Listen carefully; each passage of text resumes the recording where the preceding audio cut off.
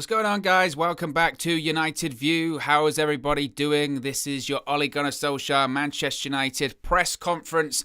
It was, I think, one that people were quite interested. First of all, it took, I think, a few people by surprise. It did took people by surprise. Usually, like clockwork, the Ole Gunnar Solskjaer press conferences are Friday, 1:30, talks about the game at the weekend. And then yesterday, randomly in the afternoon, it was just announced, no, it's not going to be Friday 1:30 this time. It's going to be Thursday, and it's going to be at 2:30, which is interesting. You can be looking into all of those conspiracy theories, all that kind of stuff about why. I have no idea why. I have no idea. They just decided to change it. But they were answering questions, or Ollie was answering questions. The journalists were asking questions about the West Ham United game at the weekend as well, asking a little bit, not a lot, surprisingly not a lot, about the game on Tuesday. I thought there was going to be more of like a real, push on that, and there really wasn't. There really wasn't. There wasn't much of a push on that. There was a couple of questions, obviously, but not as much as you would think. There was a really good question about tactics, so there is a load of things I do want to get into today that I'm very excited to see. As always, guys, let me know where you're watching from. I have my great bit of kit here that I can get your comments up on the screen. Like Connect for Real says, Owen, there you go with the pen. Exactly, with the pen emoji. I've got it here as always, so we can get your thoughts on Ollie's quotes on the screen. Of course, we've got the mods in. David Lee says, Owen, hiya, bro. Hi, David. How are you doing? So be sure to smash a like on the video. Let me know where you're watching from. As Flex always says, once you come into someone's house, you take your shoes off. It's the same thing here. Come in, smash a like, sit down, relax, take a deep breath, and we'll go through Ole Gunnar Solskjaer's, we'll go through the quotes he has today. So we've got Casper from Denmark. This is what I love. This is what I always love. I always like seeing where everyone's going on. So is it Lionel, or I think it's Lionel, you'd say Lionel, wouldn't you? Watching from South Africa, how are you doing? The only reason I say that is because it's a big bugbear when people say Lionel Messi, and I always think that's Lionel. It's always Lionel Messi, right? It's always Lionel. We got Simon in from Singapore, Milan in from Australia, Kyle from Belfast. Tremendous. So I really appreciate everyone that's joining in and tuning in for this United View press conference breakdown of what Ole Gunnar Solskjaer said. So let's get into the quotes. Because there was a few. The first question, and again, I really wish I should tip Owen tip in the future. Write down who asked the questions. That's tough. I mean, honestly, trying to keep up notes, because I do notes, and then I get the quotes afterwards, and my typing speed is crap. It's so crap. So many times I'm like just going that and just gibberish coming on the screen in front of me. So I've got to get down who's asking the questions. I've really got to. Anyway, the first question was asked to Ollie was about have the players settled down, and how has the younger players managed the buzz and the expectation of the arrival of Cristiano Ronaldo? Is everyone moving on now? Are they focused? How have those young players coped? This is what Ollie had to say, quote, "There's lots of attention around Cristiano. It was a big occasion against Newcastle. We did really well and handled the occasion, and of course Cristiano delivered." Of course he delivered. He also spoke about life is normal. They've signed a good player, but it always draws a lot of attention. It comes with the big players, but you have to get on with it. Cristiano Ronaldo gets on with it. The players have to get on with it, and they handled the situation well. Ronaldo delivered, and we won the game. And it was a bit weird. Well, that was the first question asked. Again, my thought process was coming into this, because I've done the streams, right? And I love seeing your guys' opinions. So as soon as I saw that, I thought he's going to get a lot of questions. He's going to get a lot of questions asked about what happened in the week, and he did. But that being the first one of how's everyone feeling was such a softball. I think he was talking to his minions outside. They're going to ask you about this. They're going to ask you about that. I was like, okay, sit down, brace yourself. How are you, Ollie? How are you? It was like, what? But, good to know that the players are handling the expectation, the pressure of being in the same team as Cristiano Ronaldo. It's a bit of a nonsense question when you think about it as well, because the idea of playing for Manchester United but not being able to handle the pressure or expectation or the occasion last weekend just because it was Cristiano Ronaldo's return. And don't get me wrong, it was a real big moment last weekend, and it was a massive match, and the atmosphere was electric at Old Trafford, and it was one of the great atmospheres at Old Trafford for a really long time. But certainly as a professional football player, let alone as a Manchester United player, if you can't handle that kind of pressure, just for, the return of Cristiano Ronaldo. Again, a great moment, but you're talking about a club that wants to win trophies and wants to win titles. If you can't manage that, you're not going to be able to play in Champions League finals or big games in the Premier League or anything like that. So it was a bit of a softball question. It was a bit of a softball question, in my opinion. Next one that was asked was about Diogo Dalot, who's going to be playing more games, certainly in the Champions League after Aaron Wan-Bissaka's red card. So Ollie was asked about the reason behind Diogo Dalot staying. And I'm interrupting myself already again, which I'm trying not to do. But when someone asks these questions in the press conference and you're like, I know the answer. I know the answer. Ask a proper question. What's the reason behind Diogo Dalot staying? Oh, I don't know. Otherwise, we'd have one right back. Just stuff like that when you hear it, you're like, oh, come on. Just ask a good question. It's just sometimes with the journalists, honestly. So he was asked, what was the reason behind Diogo Dalot staying, not leaving on loan? Is he at the level to compete for places at Manchester United? Ollie said, quote, Diogo had a really good summer, being called up to the Euros. He had a season where he learned a lot in Milan. He's got qualities that we look at trying to exploit more and more. I think he did well when he came on the other night. So when it comes to Diogo Dalot, and that's the answer he's going to give. He's never going to go, no, we just couldn't get rid of him and couldn't bring in Kieran Trippier. Of course he's going to say that. Like, sometimes that's when you watch these press conferences and you're like,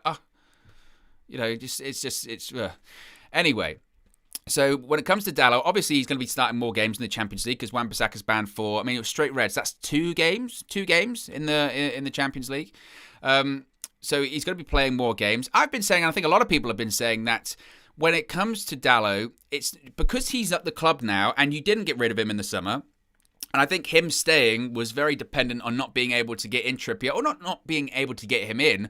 We knew what it would cost to bring in Kieran Trippier. We just didn't want to pay that amount of money. That was it. I think it was 40 million euros they wanted. Man United, I think rightfully so, went, that's a lot for someone of his age. That's the situation there. And that's the reason Dalot stayed, ultimately, because they decided we spent a lot of money on Varane, on Sancho, on Ronaldo, and we don't want to spend an extra 40 million right now, and we'll save it. We've got Dalot. That's the reason. That's the real reason he stayed. When it comes to can he play games, should he play games, I think the answer is yes. If you've got him, you have to rotate fullbacks. Fullbacks, especially the modern-day fullback in a modern-day professional footballer, can't play like 60 games a season or something like that, when especially if you want to compete in lots of competitions. All right, if it's the Premier League, that's your only competition, fine. Stick with your one fullback, but again, it's a risk. But when you want to compete in multiple competitions, that's when you have to rotate, and especially when players go in and out of form. I think a lot of people have been saying that Dalot maybe should get an opportunity. The reason he should get an opportunity is because he can get crosses in the box, probably better than Wan-Bissaka can. He's got a better delivery than Wan-Bissaka does, and especially now that we're living in this reality where you've got to provide Ronaldo service, especially crosses, because we've seen his ability in the air. It's legendary. You're going to say, well, is Wan-Bissaka going to be able to get that ball in the box for Ronaldo? We know that Dalot can. We know that Dalot can. So, I think that he should play more games. Will he play at the weekend? No. I don't think he will play at the weekend, Dalot. I think Wan-Bissaka will play. Will he play in the week, next week in the Carabao Cup against West Ham? I think he will. And obviously, like I said, he's going to play more Champions League games. And hopefully, that might spark a conversation with Ollie of, wow, look, he played well. Maybe I do need to play more games. Or going forward, we've got big Champions League games coming up now. Obviously, even bigger because we lost in the week, but certainly those games against Villarreal and Atalanta were the bigger games anyway, and Dalot's going to be playing in them. So if he plays well, if he puts in a performance in that game, if a couple of those games, if he gets assists or he plays well and he shapes up well defensively, and especially, again, going forward, if he does that, then definitely the conversation will be maybe he should play more Premier League games or maybe he should play more games like that, right? So I think that's interesting. It's a good point as well, keeping on Dalot, and then we'll move on. But keeping on Dalot, that's what always baffled me about this sort of really staggered return that some players had through pre-season. Diogo Dalot played the under-21 European Championships in the summer, and then he was called up for the Portuguese European squad anyway. He played 2 tournaments, and then he was back in pre-season really quickly. He was playing pre-season games, and nobody made a big deal out of that at the time. And it's kind of like, well, if you look at him going, this guy didn't need a break. Yes, he's, a young player, but you certainly then got these other players that don't make it back way until the end of preseason or the start of the season. And you're like, well, this guy's been here for ages. What's going on there? That's a good point to bring up as well. I see a lot of people talking about Ollie. A lot of people talking about Ollie in the chat. Absolutely. We'll get to Ollie. We'll get to that as well, because there are some better questions coming up. There was one question I really don't want to spend a lot of time on, and it was like he was asked, Ollie, again, it's such a waste of a question in my opinion. Was asked about what does he think about the new Champions League format that's been proposed, and frankly, I'm not going to act like I'm an expert on this because I'm not. So there's been a new Champions League proposal about like rankings or 10 teams or something like that. Ollie said it's very complicated. He hasn't really got to grips with every little detail. He said that every time there's change, there's a resistance. He said when the Champions League first came around, there was resistance. It might be a change for the better, but he can't give an opinion because he hasn't looked on it that much. The powers that be are obviously looking at it for a good reason, maybe to be a better competition. Basically, I have no idea what you're talking about. He might as well have come out and said, I really don't have a clue. Champions League what? I just lost last week. The other day. I'm still trying to sort of get to grips with that. I'm still trying to get to grips with the competition as it is, let alone this new format. Who gives a crap about the new format? That's kind of his reaction to that one. Now, this was when the question that I think what people expected to be the first question, it was kind of buried in the rest of it. And it was the reaction, or Ollie was asked about the reaction since the defeat since Tuesday. Finally, when someone said this, I thought, right, we're going to get a question with some substance here. Thank the Lord. So he was asked about the reaction since the defeat since Tuesday. He responded as you would expect. He was asked, whilst you're doing well in the Premier League, and you have done well in the Premier League, are you concerned about your start to the Champions League or your Champions League form in general? And he said, well, you have to wait and see. When I saw them this morning, the attitude was as you would expect, focused, a little disappointed, but not too downbeat.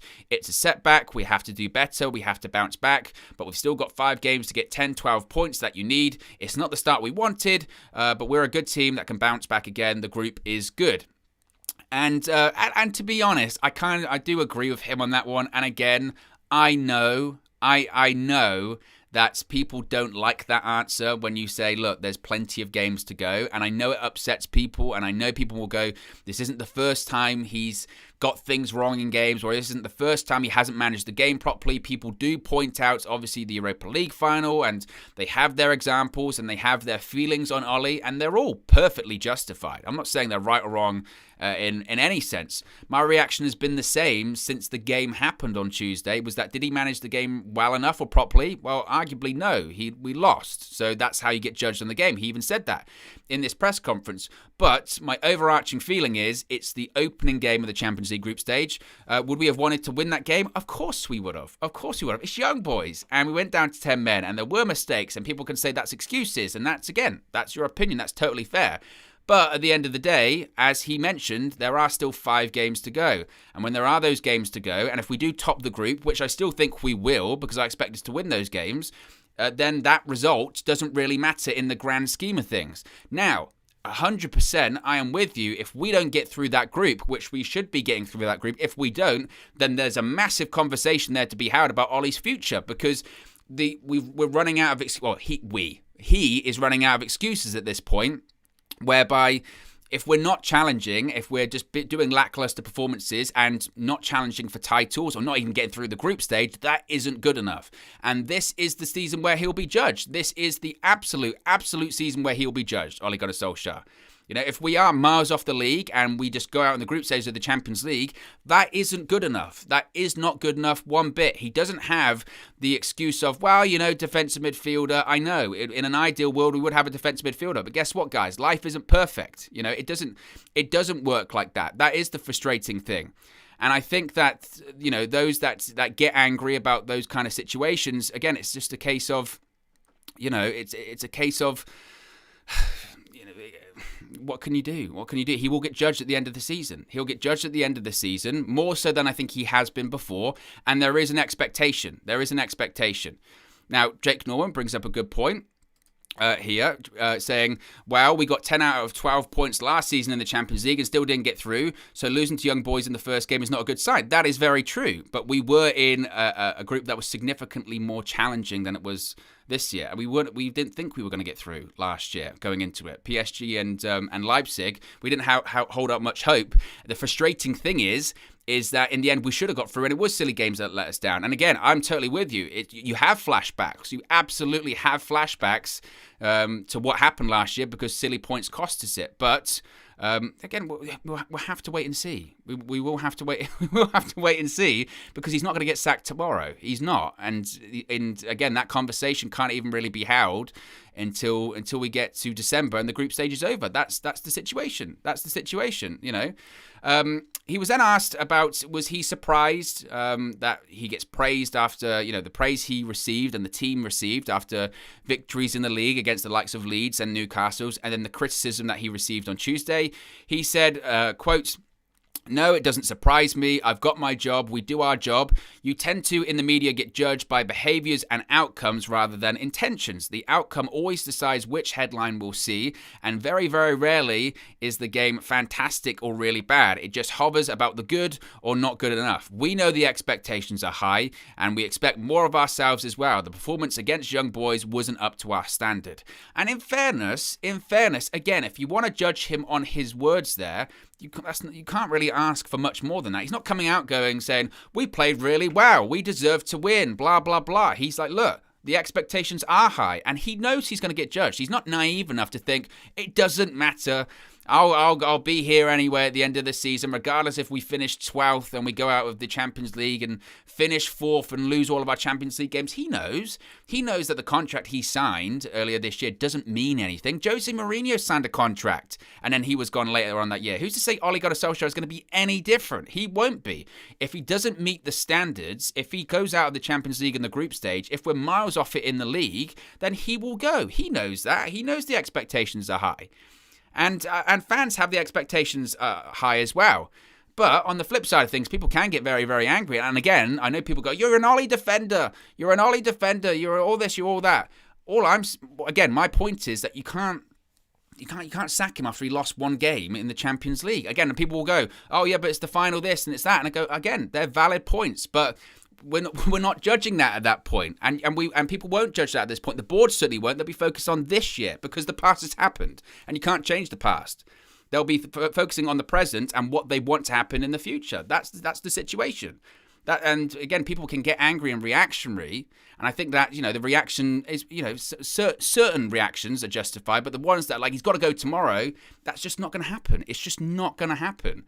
And again, you do have to let these things, you do have to let them play out. And I know that's not how people would want. Some people would want us to come out tomorrow and Ed Wood would be like, "This guy doesn't know what he's doing. Conte, hey, can you come in?" Or Zidane on the other phone, he's got two phones at once going, "Hey, can you come in? Can you come in?" That's what people would want, but that's not realistic. And that's not going to happen, And he knows he'll be judged. Of course he'll be judged. He's got Cristiano Ronaldo on his side. If he didn't get judged, the fans wouldn't be doing the job properly. And the same with the board as well.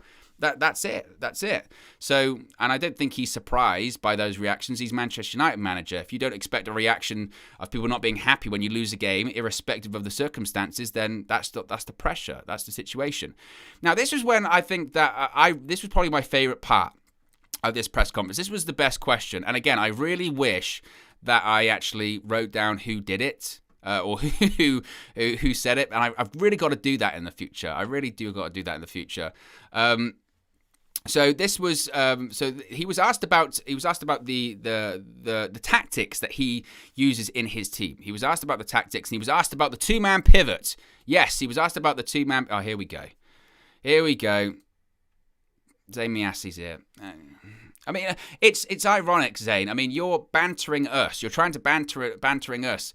Arsenal, how are Arsenal doing? Are Arsenal doing in Europe this year? Oh, they're not even in it. Are they in the top half yet? Oh, they're not. They're not even in the top half yet, Zayn Miasi. You had your big relegation 6-pointer, which you barely won against Norwich the other weekend. But yes, point to the guys in Europe. You lost. We're in Europe. Come on. That's not, what's the phrase? Stones and glass houses? Ridiculous. You're jealous that Tottenham are in the Europa Conference League. Oh, if only we can aspire to get to their level. Ridiculous. Ridiculous. But I appreciate the super chat. I appreciate the super chat. But my word, Zayn.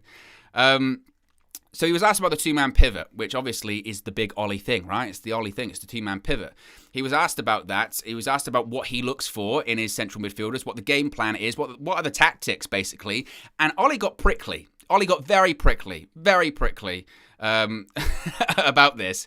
He said, we want centre midfielders who can play. We look for midfielders who are complete, and we try to develop that in our midfield. It's a balance between how many you commit forward and how you defend, because one little mistake and there's a counter-attack towards you. He also said, I'm not here to explain every detail of how I want my team to play. And obviously people's reaction that would be, because you got no details, Ollie. Gotcha. But he said he wants midfielders who can play today's football. He said people get bogged down in the details, in the minute details, saying that someone could be a 6, they can be an 8, they can be a 10, which felt very like Donny van de Beek central. It felt very like, hey, is that a little nudge at old Donny? He said back in the day, you had proper midfielders. You can do attacking, who can do defending. He mentioned the likes of Roy Keane and Brian Robson. He said that's what we look for, midfielders who are complete. We try to develop that, which again, good answer, but not really good answers, because if you're saying I'm looking for complete midfielders, what on earth is Fred then? Because he's not complete anything, nothing at all. Complete midfielders, do me a favour. And again, it was interesting that he was asked this question about, so what's the two-man pivot? What's your game plan? What are your tactics? And he got prickly. He got really prickly because he had to explain his tactics. And it feels like one of the first times in a press conference he's been openly asked, like, what's your game plan? What are your tactics? We talk about this. What patterns of play have you got, Ollie? Because you do watch United games, you don't really see it. You don't see the game plan. And you don't often see patterns of play. You see all that kind of stuff and you go, I don't really know what he's talking about here. That's kind of the frustrating thing. And he got prickly. So the reporter responded to that saying, okay, so that's your philosophy then. That's your overarching philosophy in that two-man pivot is you want players that can do more than one thing. And again, he got very prickly. He said, overarching philosophy, I don't sit here and claim to talk. Football is a simple game. It's about making good decisions and being in a team. You can talk about all sorts. It looks nice on paper, but when you go out on that pitch, it's who wants to win. That's one of the big things. You want winners, and I think I'm getting there with my team players.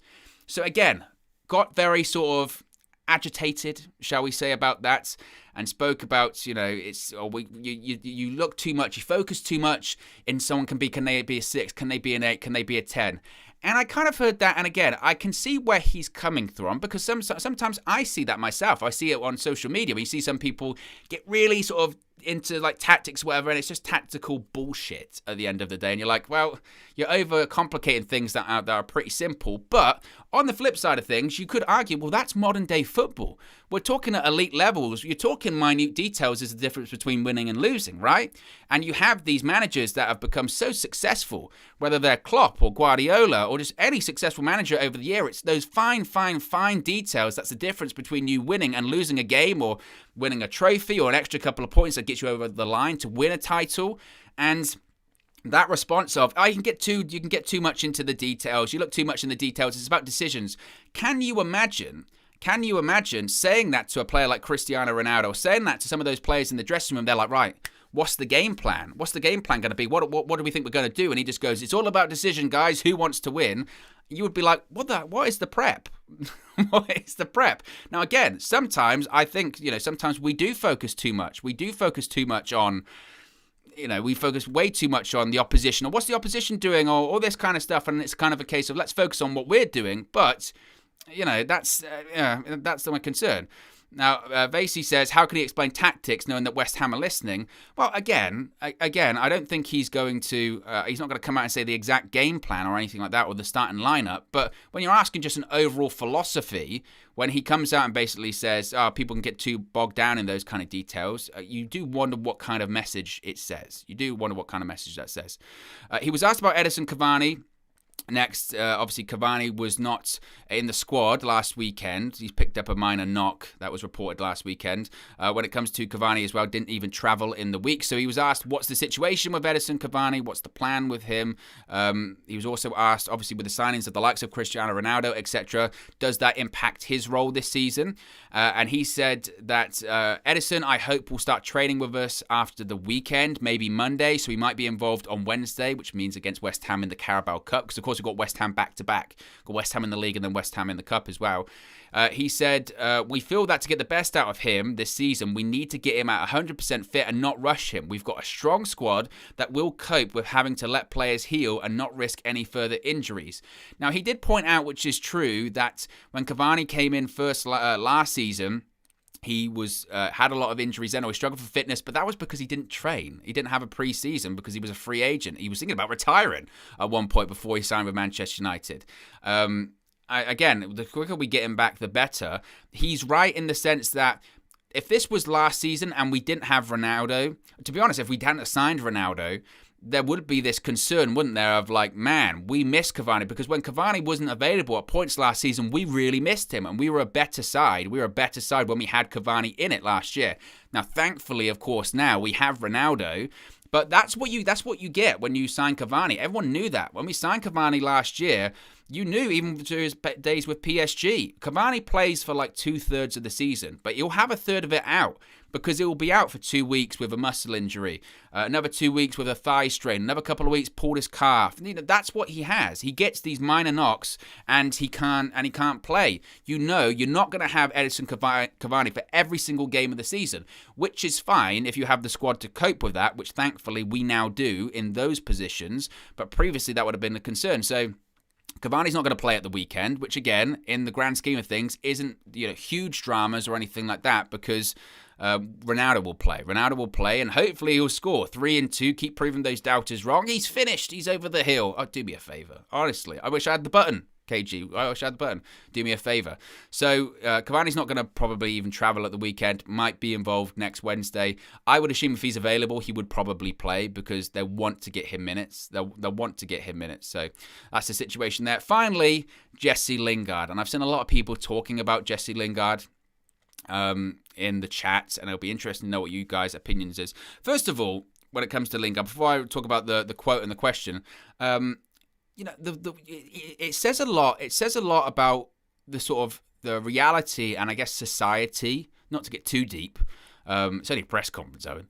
But it says a lot about society that the moment he made that mistake on Tuesday, my instant reaction was, I'm really worried, like, what that reaction is going to be on social media. He made a mistake, and he didn't intend to cost Manchester United the game, And I knew people were going to go in on him, and people were going to do this, and they were going to do that, and you worried. You worried about it. That was my first thought, and again, that says volumes about the sort of society that we're in. You can give him stick for making the mistake, obviously, but there's a line. Obviously, there's a line.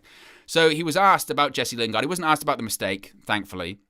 He was asked about Jesse Lingard's future. He was asked about his future, what the situation is with his contract. Of course, his contract is expiring at the end of the season. There's been rumours, reports about Lingard and him turning down potential contracts or wanting reassurances about his contracts, that kind of stuff. So he was asked about that. And he was asked about, is he going to stay? What's the situation with his contract? He said, Ollie said, quote, he's got 1 year left on his contract and the club are talking to him and his dad, who I'm assuming his dad is his agent, right? I'm assuming his dad is his agent. But he said, this is the big thing. He said, we see him as a Manchester United player in the future. We really want to see the best of Jesse this season. We support him and hope to keep him here with us. He's a Red through and through. And I think that's the point where everything kind of clicked for me. And I went, that's why he stayed. That's why he stayed. And it's kind of what we were saying here on the channel previously. Look, Jesse Lingard could have left this summer. There were people that were interested in him. West Ham United were very interested in him. Other clubs, I'm sure, were very interested in Jesse Lingard.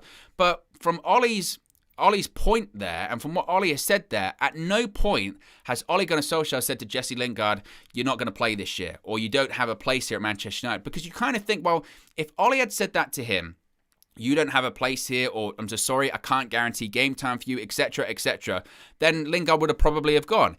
On the flip side of it, if Lingard had ever gone to Solskjaer and said, I want to leave because I'm not playing here, he would have probably gone. None of that happened. None of that happened.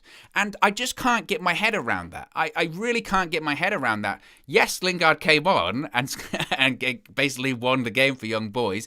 And yes, he came on at the weekend and scored a goal against Newcastle United. So you could say, well, Owen, if you say he's not going to play, he came on in the week and he came on at the weekend. He is going to play. But he's not. He's not, though, because Marcus Rashford is out at the moment. And the moment that Marcus Rashford is fit to play again, you really think that if they're going to make a substitution for the left-hand side, it's not going to be Marcus Rashford or Rashford starting.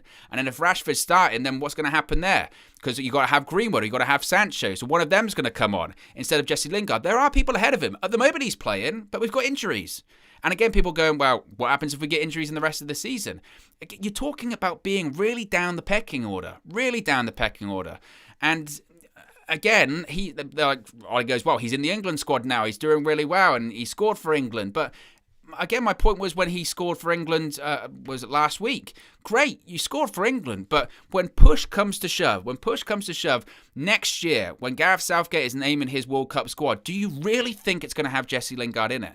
The answer is no. And if I'm clipped and I'm proven wrong, good for him. Good for Jesse Lingard, because you would have done, obviously, a lot of work and played a lot of games for Manchester United or someone to get yourself in that England squad. But let's be honest here. He's not going to make that England squad when push comes to shove at the World Cup next year. He's just not. He isn't, because there are too many players ahead of him. That's the situation. And he won't be playing games for Manchester United. When we have a full squad, when Manchester United have a full squad and a fully fit squad, Jesse Lingard, not only will he not make the first 11, but he will struggle to make that bench. And if he's on the bench, he will struggle to come on because there are too many players ahead of him. But when he hears stuff like this, he will think, I've got a chance. I'm going to play. I'm going to play games. Ollie said so. I'm going to play. What does the KG say? Ollie lies, because there's just I don't believe him. I don't believe him in that situation. That if we've got a fully fit squad, Jesse Lingard is going to have game time, because he's going to struggle. He's really going to struggle. But then on the flip side of things, look, when he doesn't make that England squad next year, he'll have nobody to blame but himself, because he had the opportunity to leave, and he will have an opportunity to leave in the January transfer window. And if he doesn't do that, then again, you only have yourself to blame. But on the flip side of things, I guess from a United point of view, you've got people like Solskjaer in the press comments going, oh, we want him to stay, we want to see the best out of him. The only sort of thing I will say or add on to that is maybe, just maybe, Solskjaer is saying that because he's like, look, ultimately the end game is to get rid of Jesse Lingard, but we don't want to let him go on a free, right? We do want to make a little bit of money off him. Like we were quoting prices of 30 million, 35 million. We don't want him to let him go for nothing, right? We've invested a lot of time and money through the academy for Jesse Lingard. We want to get some return on investment. Ultimately, what they want is to sign Jesse Lingard to a new contract, and then in, 6 months' time, or at the end of this season, or whatever, then they want to have the conversation of, well, you can go, we don't really see anything for you, and then West Ham want to come back in, and then they say, look, got to pay up the money. He's on like a 3-year deal, or he's on a 4-year deal, that kind of stuff. So I think there might be a little bit of chess playing here. Whilst again, I think they're kind of dangerous comments to make by Ollie, because I think it gives out false reassurances that realistically maybe aren't there. They'll use that, and that's what it's kind of bit at this point. That's what it's kind of like. I tell you what was fascinating though. And I mentioned that some of the questions in the press conference were terrible. Some of them were. Some of them were good, especially the one about the tactics and obviously the Lingard one, Cavani one. But it was rare because this was a press conference. No Paul Pogba mention. You would think. And I'm not complaining. I think it's a good thing. Because there's no update on Paul Pogba, really. I mean, there was the rumour, wasn't there, the other day that said that after the events of the weekend and with Ronaldo's return, he was leaning more towards re-signing a new contract at Manchester United, which is great. I would love to know where he was leaning after Tuesday, because he must be like, here we go. Here we go again. So I don't know, but it's fascinating because as someone that's covered a lot of press conferences, especially for United View here, you always get a Pogba question. And you didn't today, which again isn't necessarily a bad thing. Isn't a bad thing at all. But yeah, so a couple notes as well before I wrap up. There is going to be a preview. Flex is going to be doing a West Ham United, Manchester United preview. And I'm not going to spoil it, but it's very good. It's very good and it's very exciting. So keep an eye out for later. If you haven't subscribed already, be sure to subscribe, bottom right hand corner. Click the notification bell. You'll be notified when that goes up later, because that's going to be very, very good. I can see at the moment we're on 168 likes, I think, unless my screen's wrong or whatever. But let's see if we can get it up to, I don't know, there's over 500 people watching. Let's see if we can get it to 200, right? You only need 30 more likes on the video to get it to 200. And then that would make me happy. But look, guys, thank you very much for watching today. If you're watching after the fact and you couldn't make it live, apologies, but maybe you can join us next time. Be sure to drop a comment below. Let us know what you thought about some of those Ole Gunnar Solskjaer quotes today. Certainly some interesting ones, some whatever ones. But anyway, it is what it is, and we move on to the weekend. So very exciting times, but I'll speak to you again very, very soon. Peace.